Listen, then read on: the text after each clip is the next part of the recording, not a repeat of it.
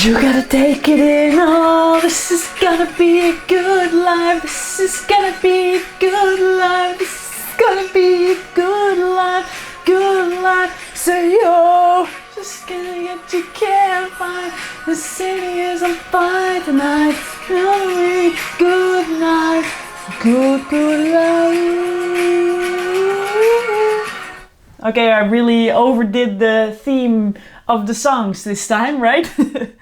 So you know now that I was a dietitian and that I changed and pivoted, making the decision what feels good for me now, and I just pivoted and listened to my gut and I went for it. You also know now that I'm a true, amazing singer. And I purposely chose this to help you, but I can take other directions as well based on all the passions and talents I have, right?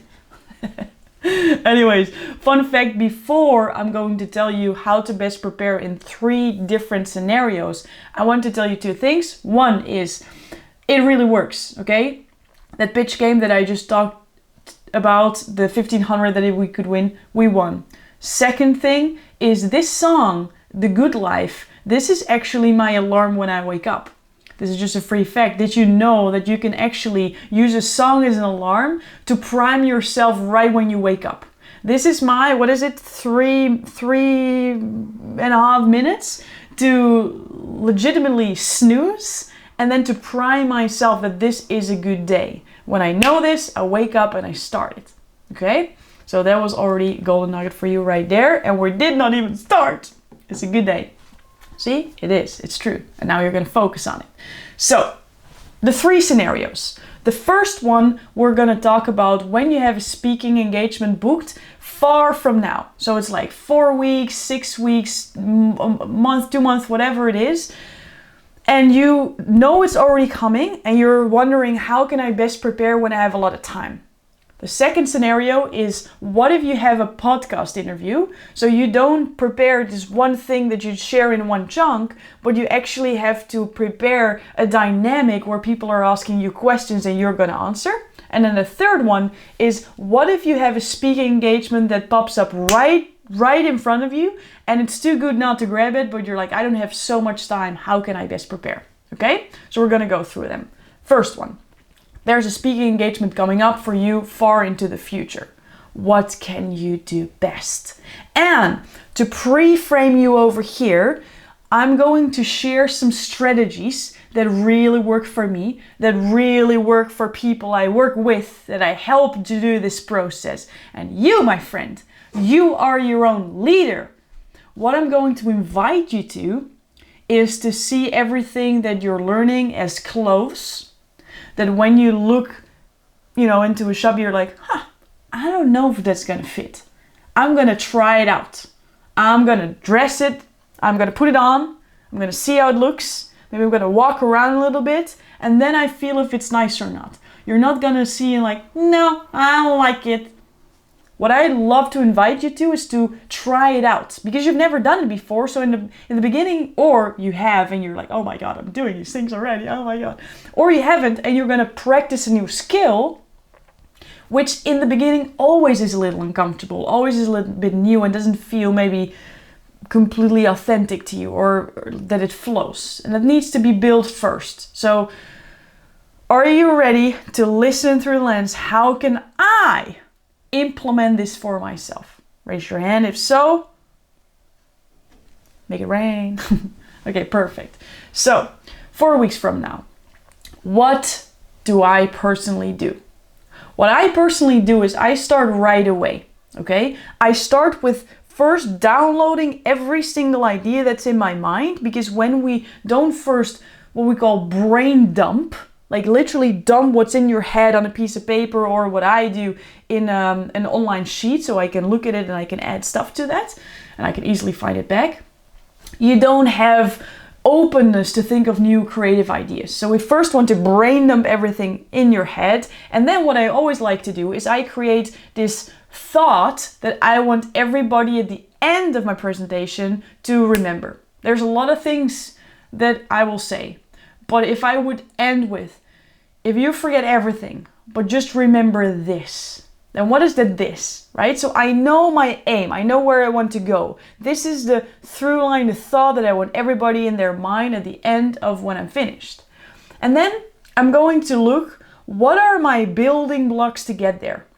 And I'm starting to go through my own story library, the stories in my head, the stories that I've went through, like what specific moments in time can I add to get that moment across? And better yet, what are the 3 elements to get there? So I'm starting to figure out what my building blocks are, and I'm starting to write them down. Sometimes I do it in Post-its, so I start to see it. I love seeing it. And then I start to write bullet points. Right?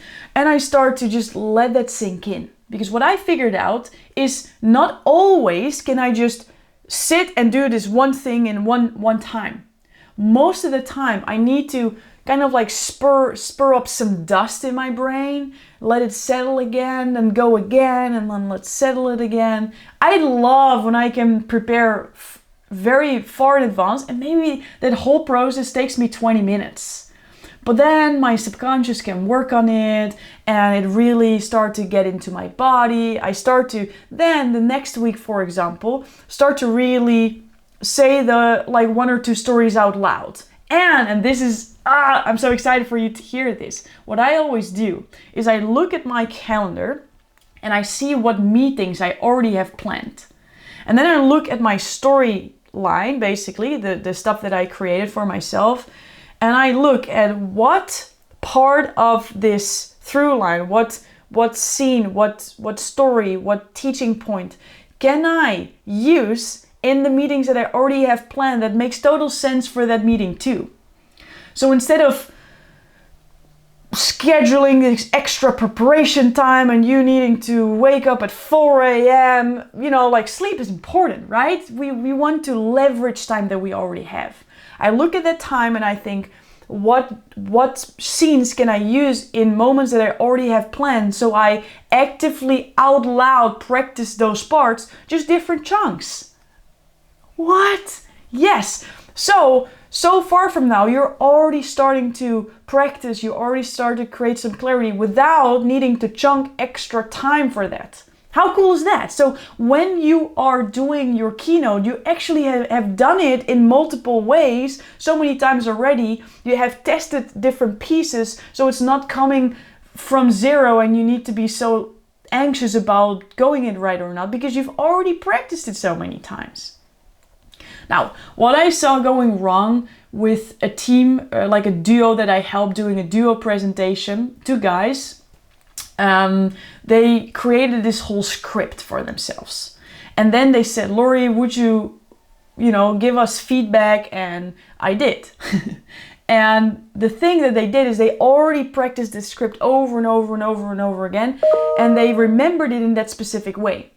And now I'm saying, I think this should be there. And this can be a little different. Can you tell this more like this? And they got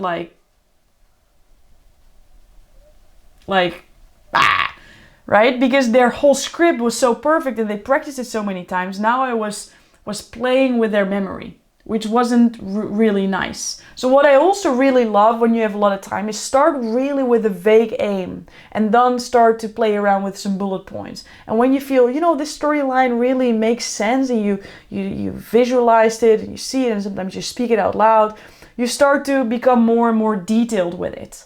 So don't marry something from the beginning and feel that you need to over rehearse, because at some point you get more confused than it actually helps.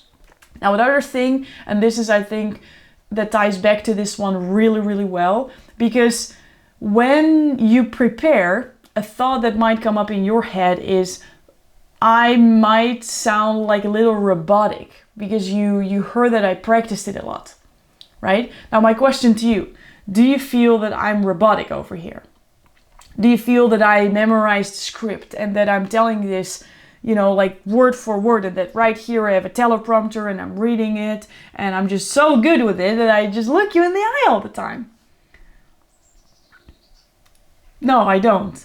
But I did teach this content for years out loud, and I practiced every single part multiple times. So when I go to prepare for these trainings, I just look at what stories am I going to pick, what teaching points am I going to intertwine, and what will be the aim of this specific part, right? And that's what you can do as well. And the belief that I want to bust is that when you prepare a lot, you sound robotic, then you actually did not prepare enough yet. Because there's this development that when you don't prepare, it just comes very natural, but it doesn't always make so much sense because you don't know what's coming out of your mouth because you didn't practice it. Then you practice a lot, but you sound more practiced, you sound more robotic, you sound more scripted.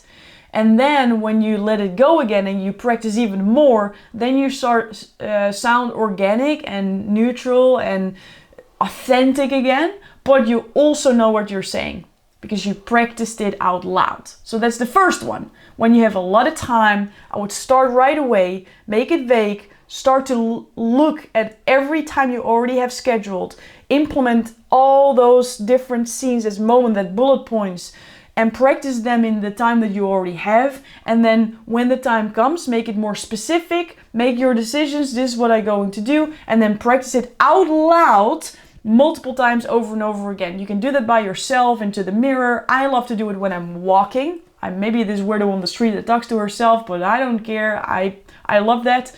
Or you can ask a friend like, hey, shall we do this together? Which I also love to do because now you're including your people around you, which makes it more fun in general, right? And you can get some feedback. Overarching, by the way, you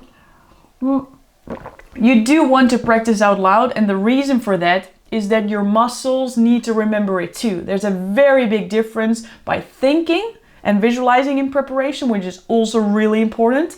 But you also want to do it out loud, so you actually spoke the words. And when you speak them, you will see that maybe in your thoughts it was one congruent story. Well, when you say it, like, this doesn't make any sense yet together.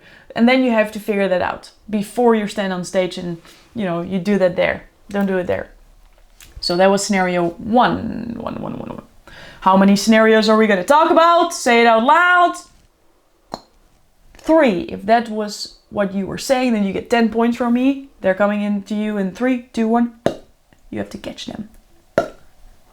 Great.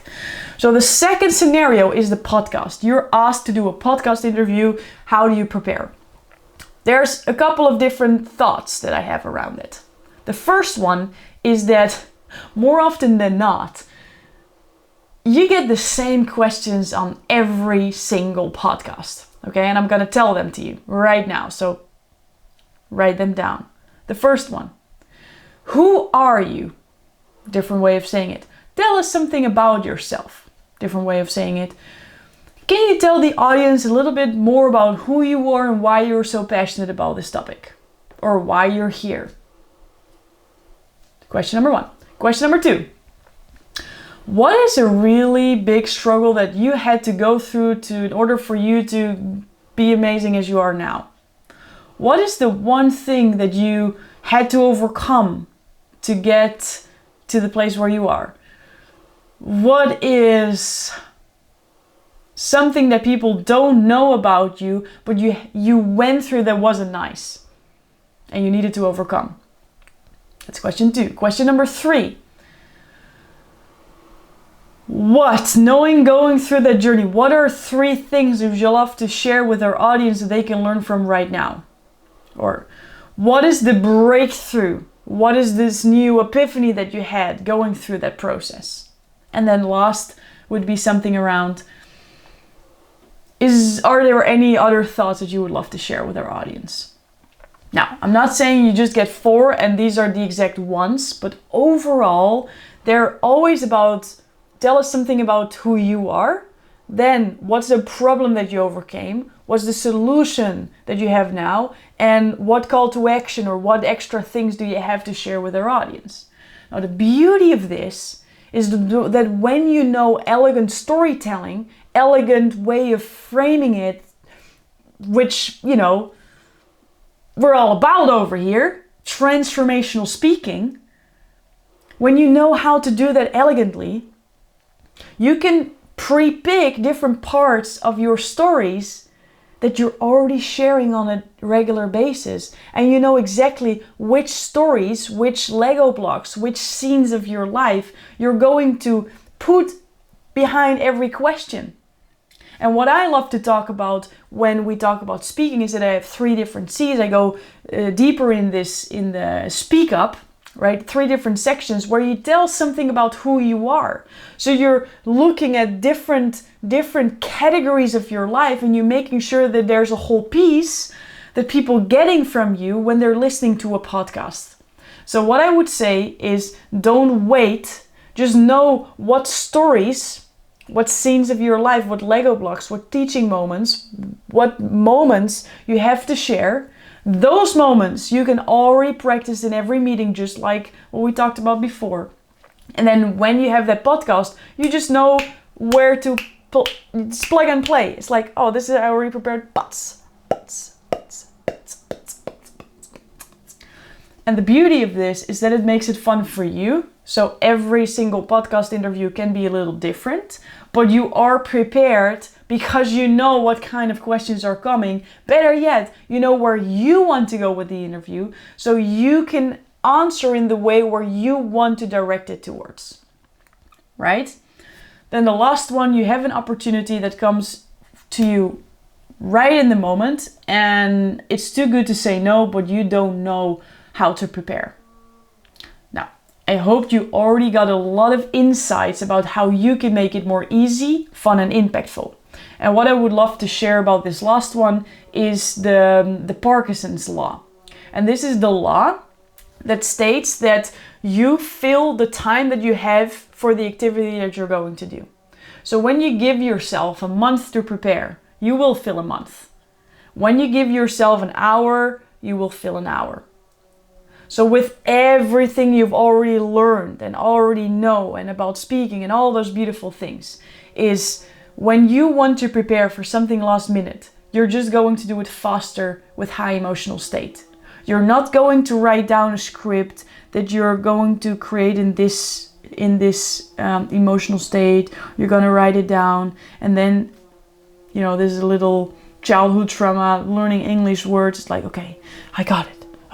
And then, okay, you're gonna practice. Or you're gonna read the script now. You're gonna make it fun. You're gonna put on a song. You're gonna dance around it. You're gonna speak it out loud. You're gonna go for a walk. You're gonna get it into your body. You're writing different bullet points. With every single bullet point, you just know what to say. And it's different every time, but that's what makes you unique. That's what makes it authentic. You don't have to memorize this word by word. That's the worst thing you can do. You can really, really embrace your story by practicing it out loud in different ways with different people in different occasions. So, with all of that, with this whole apparently theme of songs, I just want to remind you that we started with the song of Amazing. I'm not bad myself. I'm really proud of who I am and who I'm becoming. But you're amazing. You're here. The end of this video again.